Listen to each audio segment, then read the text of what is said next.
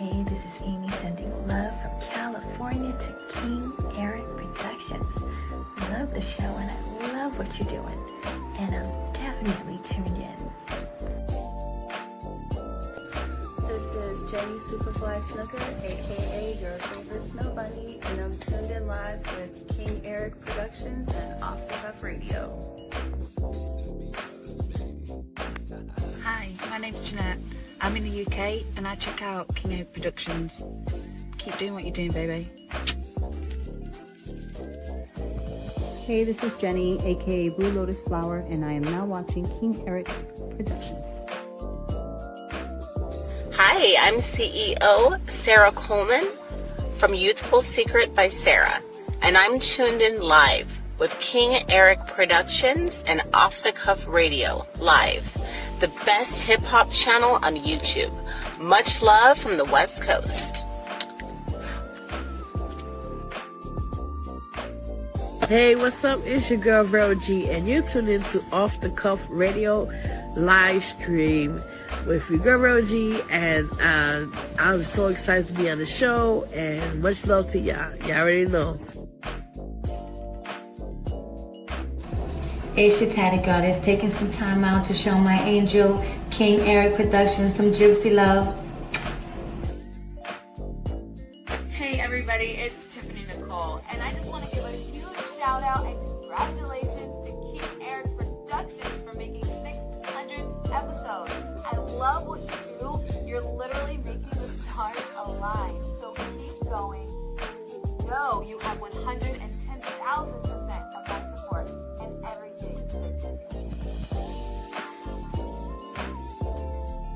What up? It's McFad. Shout out to King Eric and King Eric Productions. That's my folks.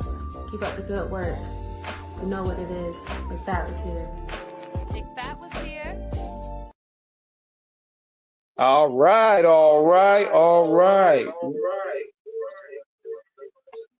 What's the deal? King Eric, the media assassin in the building. How y'all doing out there? Man, wanted to join in live with y'all real quick because there's a lot going on out here, man. And y'all see the headline. Y'all see the headline on what's going on. Club Shay Shay is looking like the Players Club at this point. Is the Brahma Bull destroying the WWE within? Is there a beef between Triple H and The Rock within the inner circle of the WWE? What is going on out here? I'm here to talk about it. I'm here to give my thoughts. Darkwing, what's up?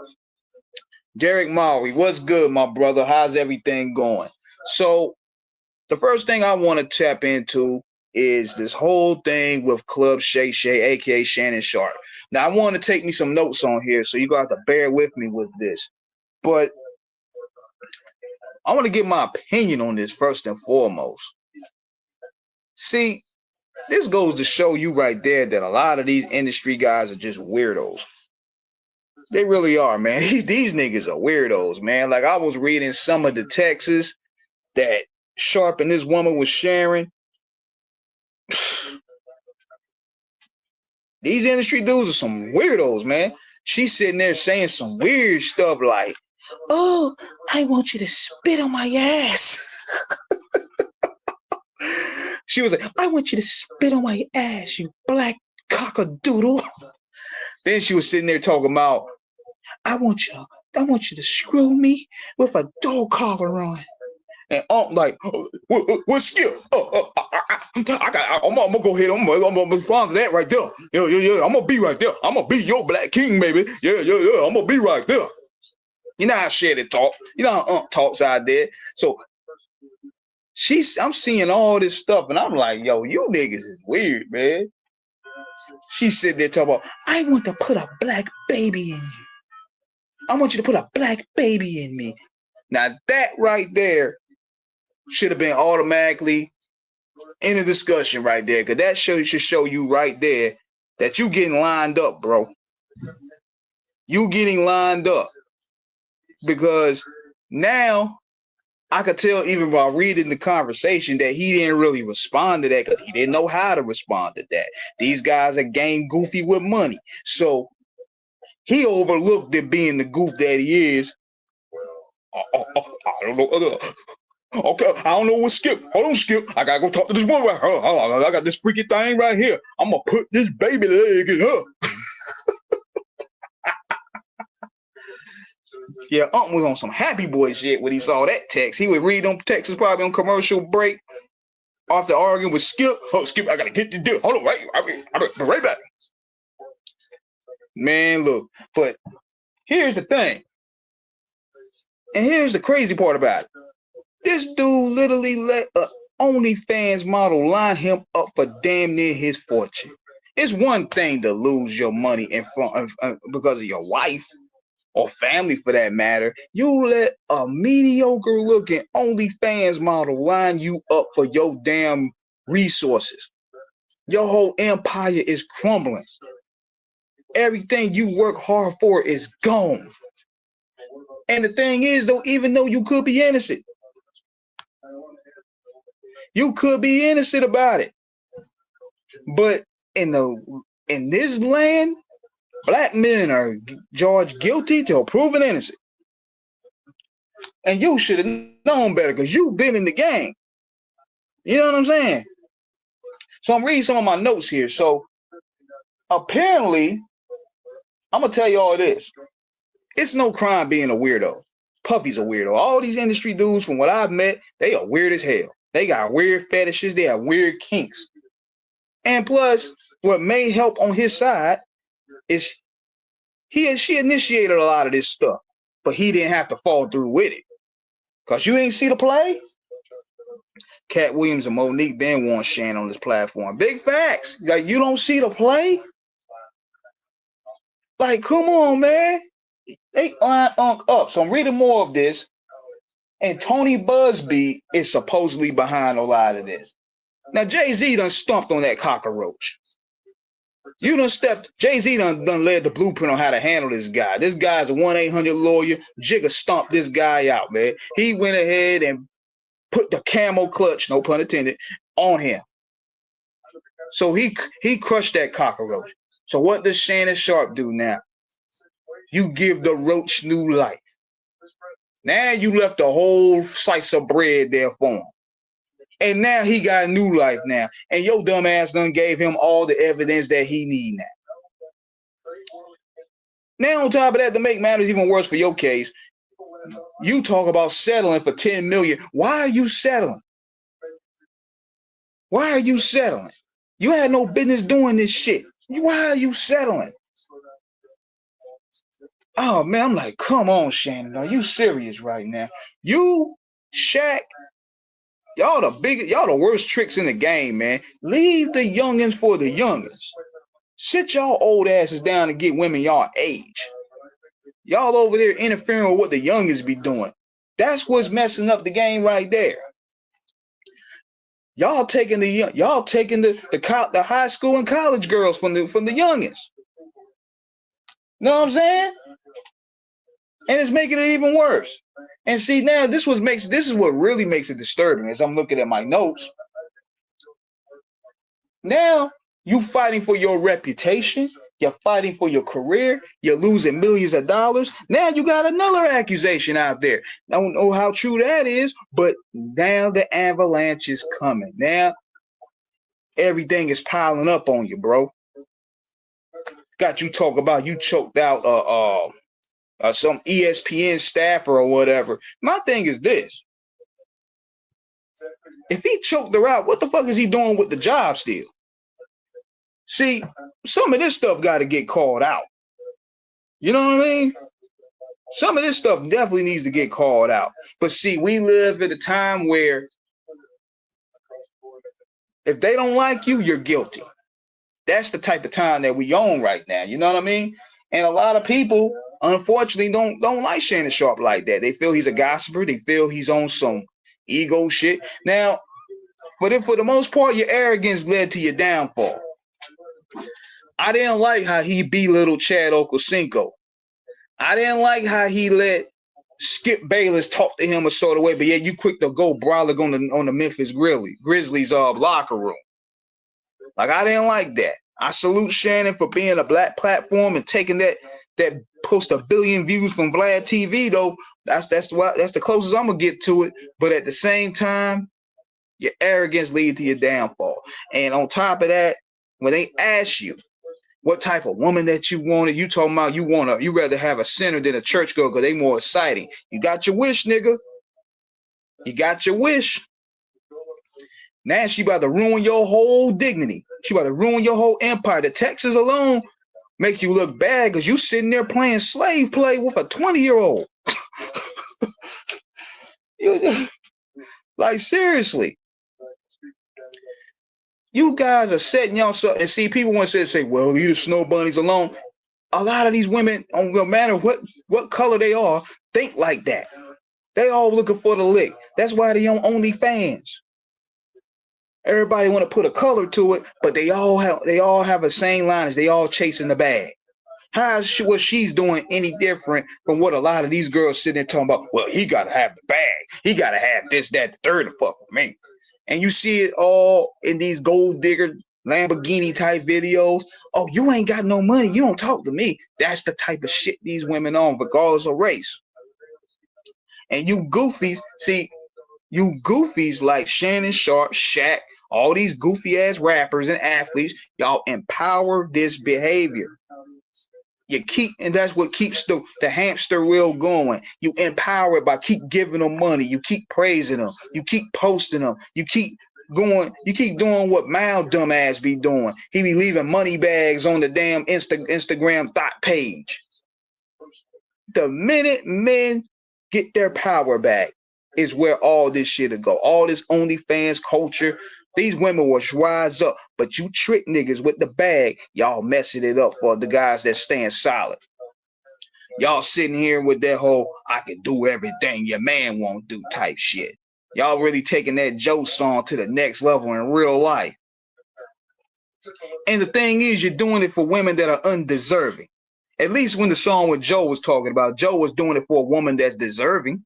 The woman in the song was getting cheated on and beat on, and Joe went ahead, I'll do everything your man won't do. So y'all doing the opposite. You purposely trying to use your trick bag to make these women leave the good men they have.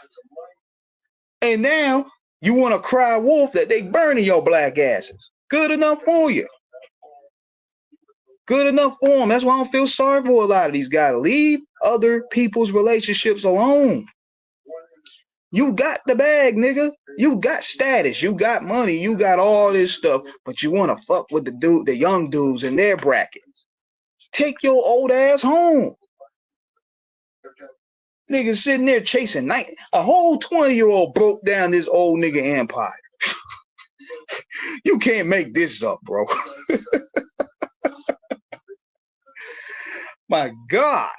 But I will say this, though. I will say this in defense of the hypocrisy behind this.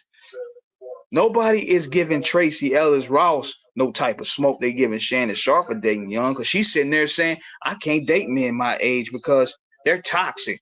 You can't date men your age because they're not going to take your emotional bullshit. You want to sit there and take younger men because they'll tolerate it. You can manipulate them. That's why a lot of y'all be going for the young ones, because y'all can manipulate them in y'all image. But niggas, like people like our age, we ain't gonna let that go. We ain't gonna let that slide. We'll show you the door quick. We'll put you in line. But see, these youngins, you get these young, goofy, never sniffed a piece of pussy type of dudes. That's what y'all be aiming for. So y'all can get that control fix. That's what's going on, bro. That's what's going on. That's why everything is lopsided today with today's dating culture and today's relationship culture.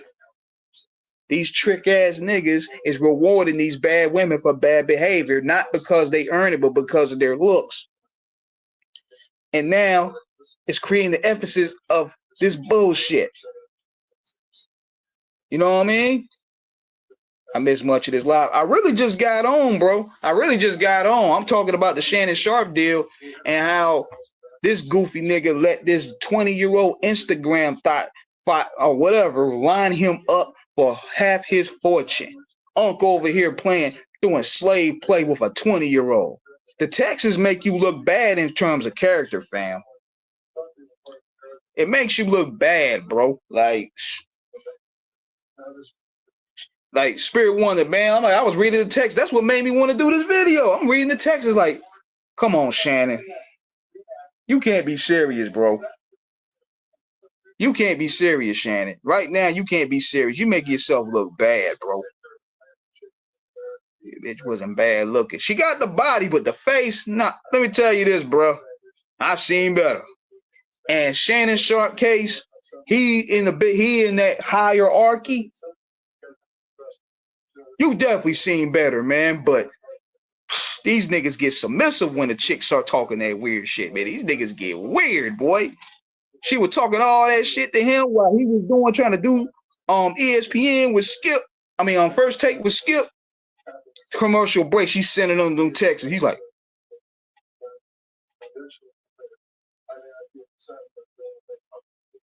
okay, what you saying, Skip? That's why he be trying to rush. He trying to rush those debates, so that way he can start texting her back. Cause she's sitting there saying all that freaky shit to that nigga, man, and they got him off.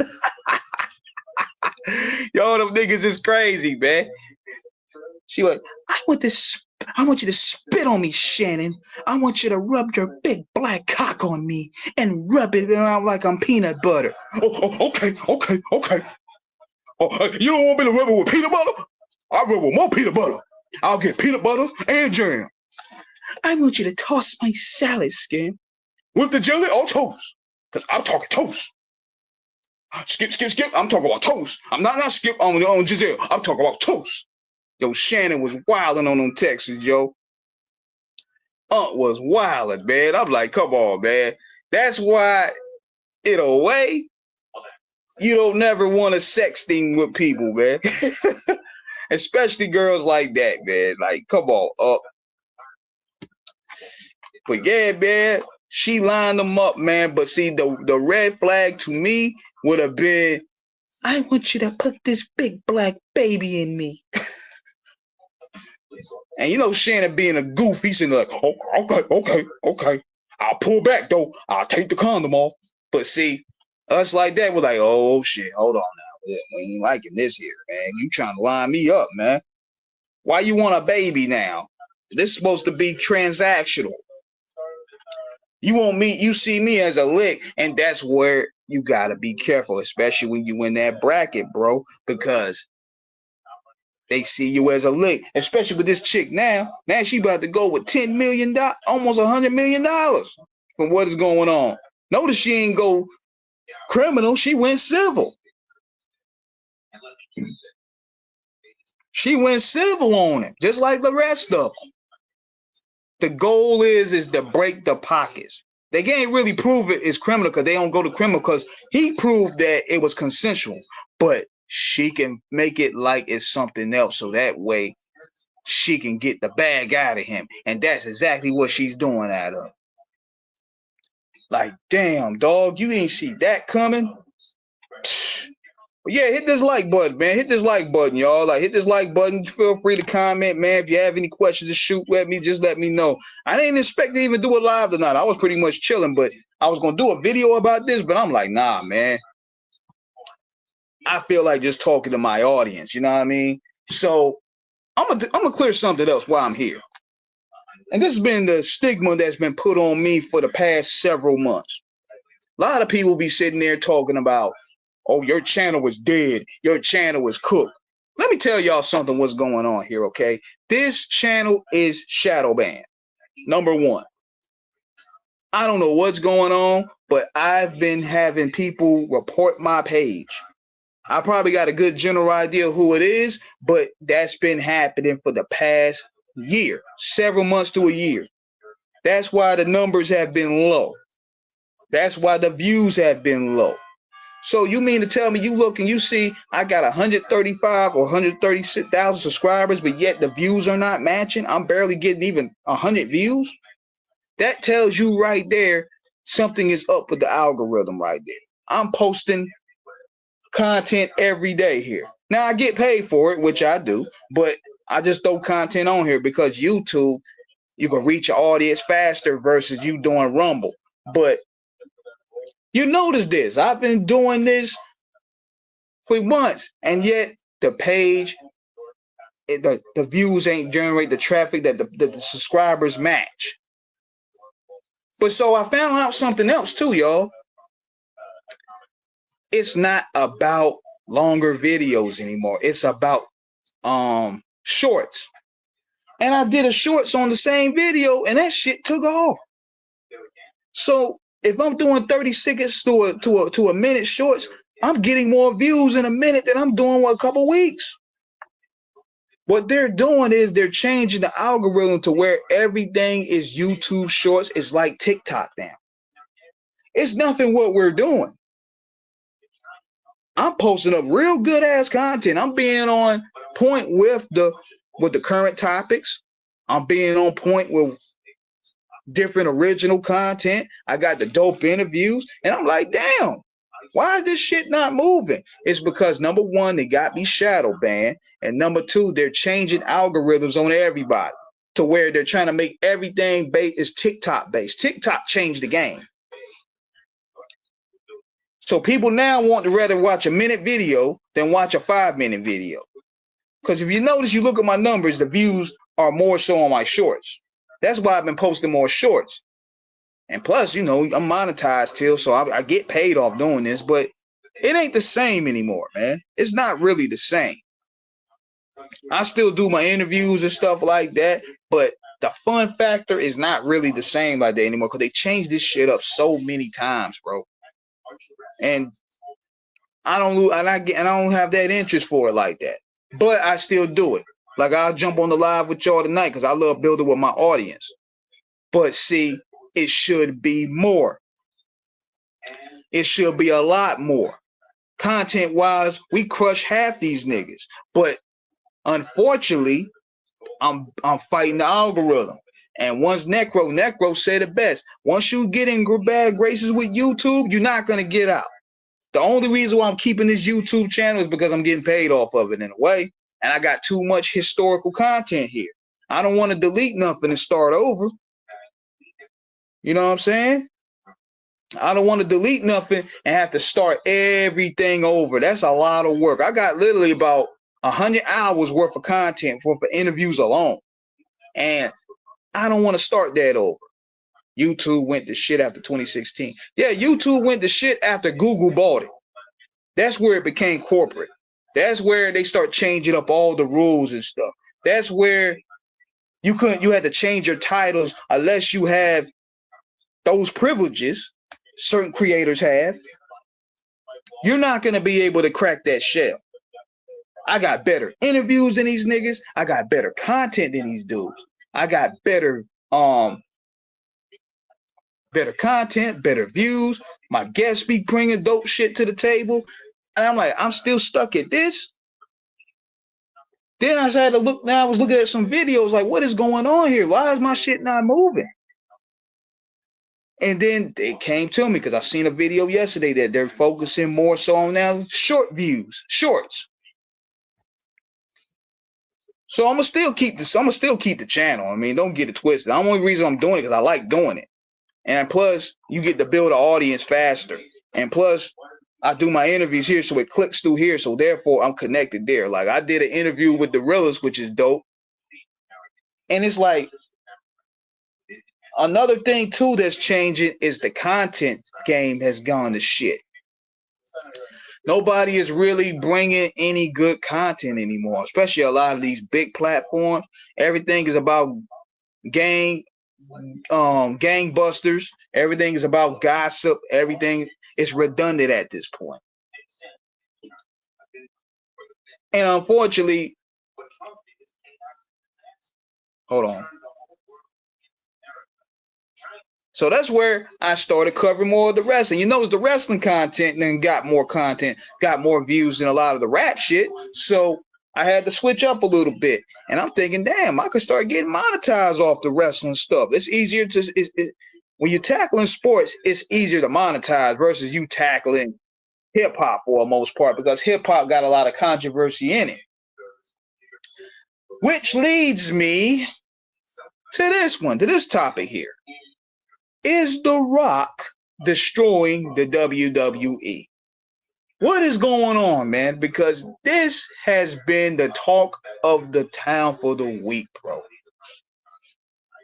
Hold on one second. Before I go to that, do you think about doing reaction videos like Screwface Gene, No Life Shaq? Yeah, I might jump into doing that. I'm actually good at doing that. I've done 2 before. I've done one with the Doja Cat Demons video. My boy sent me the video, right? I never seen it. I don't listen to Doja Cat like that, but he wanted my real reaction. So he shows me the video, and I'm like, what the fuck is this? So it made everybody laugh. So I'm definitely going to go ahead and do that. I'm definitely going to jump into that too. See, I'm not afraid to take chances. Not afraid to take chances at all. I'm definitely going to be doing reactionary videos. I just got to get the right format to do it. But yeah, I'm definitely going to do that. But going to The Rock. Now, The Rock was on Pat McAfee after not being a part of the WrestleMania season, which was a bad look on his behalf. Because, let me get this right. We ain't seen you. We ain't heard from you. You ain't been around to promote this shit. But you show up the day after the whole event gets canned. So now you want to show up now. You want to put your little spin job to it.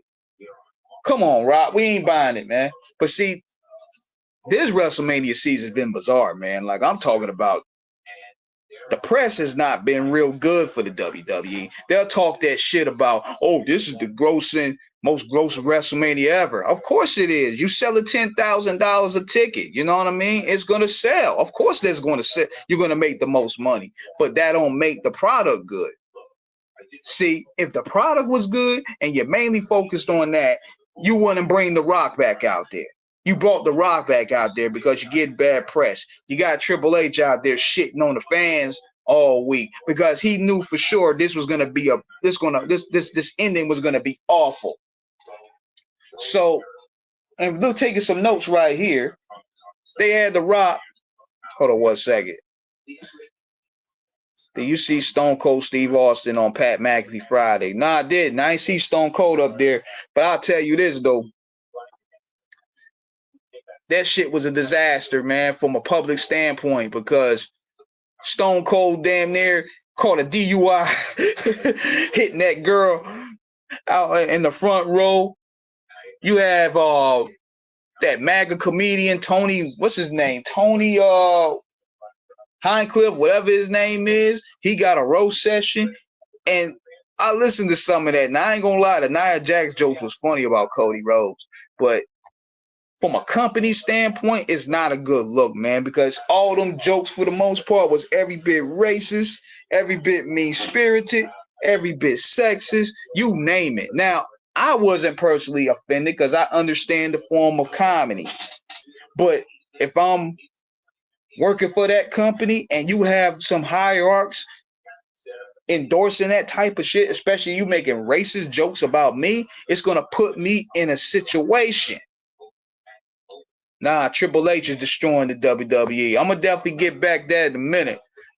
But see, I'm gonna give you the breakdown on that too. I'm not letting Triple H off the hook at all. But see, what's going on?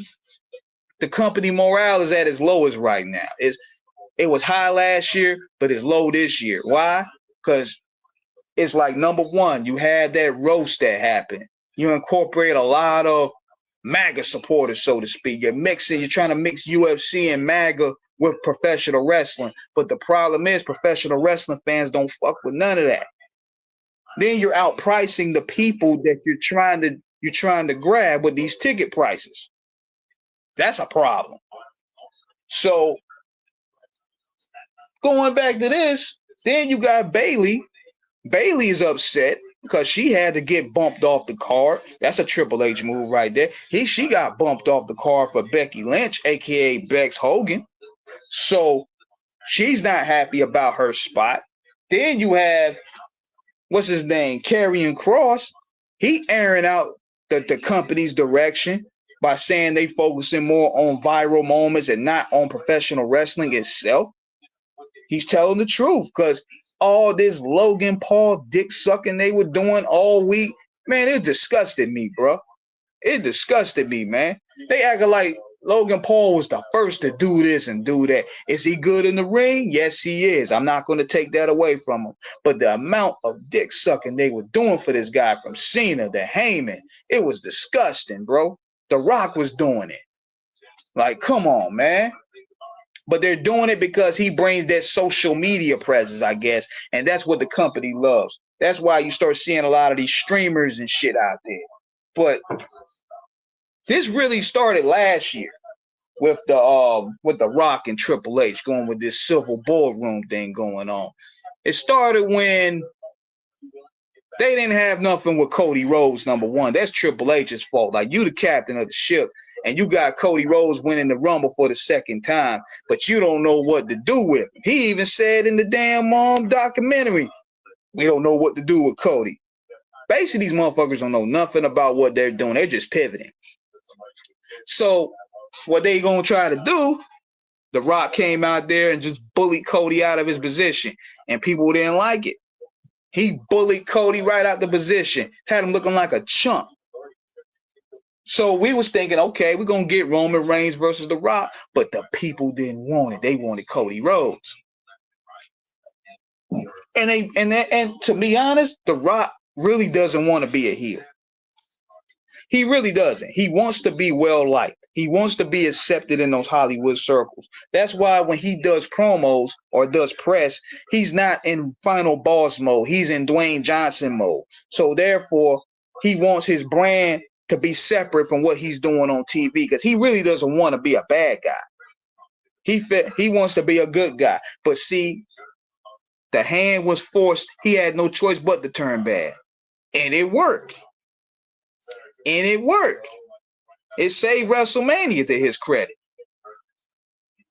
But see, now, the problem is this. With it being working, you want more of it. Now, to save away all the damage, what he should have done, if he wasn't going to be involved with WrestleMania, just cut a promo via satellite on Instagram, say, The Rock isn't going to be here, but I want John Cena to whoop the Cody Rhodes candy ass, and I'll be watching from the glory seats or whatever they want to say it. And it would have been done. And the focus would have been on Rock and it would have been on John Cena and Cody. But he didn't do that. He just disappeared after that night. He didn't say nothing about it. He didn't even plug it. So that led me to believe that there's some issues going on with him and Triple H. Even going back to last year when Triple H cut that promo on The Rock, that told me right there there's something going on. That was more so like a shoot. So what's going on is this civil war is now bleeding on to the TV screen. Now, to their luck, due to the talent pool that they have, they was able to come off with a dope Raw the other night. But going further, this SmackDown gonna be another test. It's going to be another test because it's 3 hours. And those SmackDowns have been dreadful. So when they sit there and say stuff, I'm reading it now. When they sit there and say stuff like, we're long gamers, we're long term, these motherfuckers don't have no plan. They just going with the wind. They just going with the flow. That's why they couldn't come to no agreement on the finish. And it showed. That's why Triple H went on this whole campaign of disrespecting the fans, talking about, if you don't like it, don't watch. All these people complaining, stop being a critic, because they know for sure this shit was going to come down like an avalanche. So he was preparing it right there. Because I thought it was a very odd press run, because I'm like, why are you guys spending all this press run shitting on the critics? That's what found it odd to me. Yeah. I feel like Cody Rhodes would lose to Roman the first time falls on Triple H because he's the head of creative. If Cody won the first time, he still could have had Roman versus Rock. That's true. That's true. But see, we know what's going on. I'm gonna get on like on what you said, crazy country boy. This shit still falls on Triple H at the end of the day. You the captain of the ship. Anything that you do, you the leader. You said you was the leader, you gotta take the L's. If you could take credit for when everything is good, like last year, y'all breaking records, y'all breaking social media records. You got to take responsibility when things is going bad, and that's what he doesn't like to do. Him and Tony Khan are kind of the same way. They're both sensitive when it comes to criticism, but when you're kissing their ass all day, they feel good about it. Luckily, they have the talent pool to really turn chicken shit into a nice sliced cake. But at the same time, when it ain't good, people are vocal about it. And see, Triple H problem is you're booking as if you trying to see a reflection of who you are and what you like.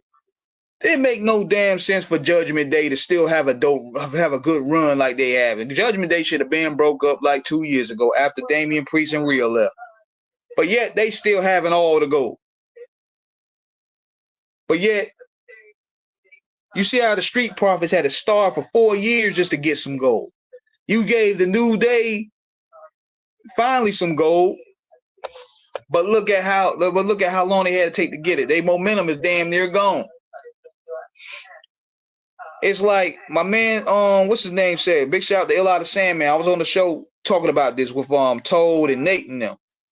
It's like Triple H don't know how to book black and Mexican talent for the most part. He don't know how to book black and Mexican talent. You don't have guys like Mello piled up with the Miz, man. Mello is a main eventer, bro. And I don't want to hear shit about his size because Rey Mysterio was main event. Mello is a star. Trick Williams is a star. Montez Ford, even though he made his choice to stay with his partner, he's a star. Swerve Strickland is a star. You know what I mean?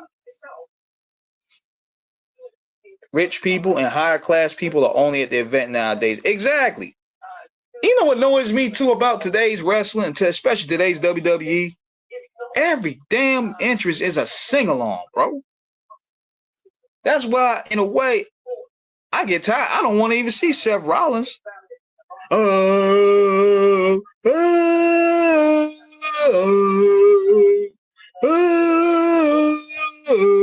like, we gotta listen to this shit for 15 minutes. It's all right for 2 minutes, but we listen to this shit for 15, 20 minutes. Everything's a damn sing-along. Then what gets me too about the product too, and I say this many times, is they'll always show who celebrities in the damn building. I don't care about these people, bro. If it ain't Jack Nicholson, if it ain't Denzel, if it ain't Al Pacino, if it ain't what's his name?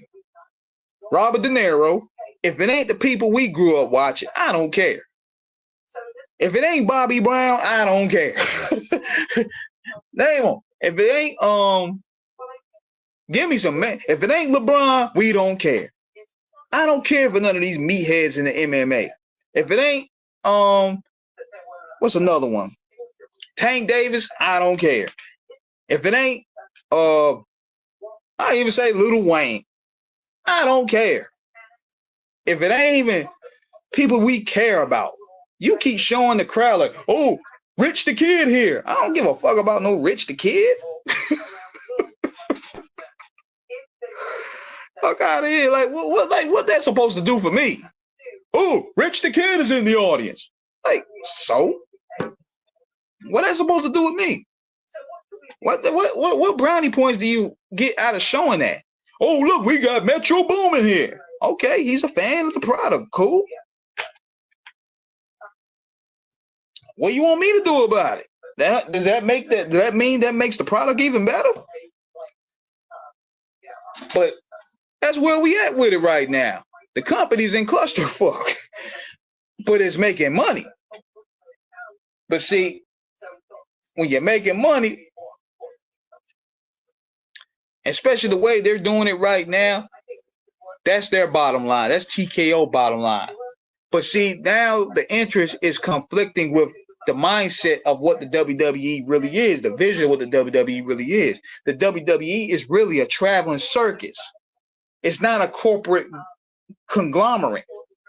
And that's what they're trying to push it as. And they're trying to treat it as a corporate conglomerate. And therefore, it's not working. You can't match these two worlds. The WWE is meant to be a traveling circus. That's why they cut the house shows. They need those house shows back, though.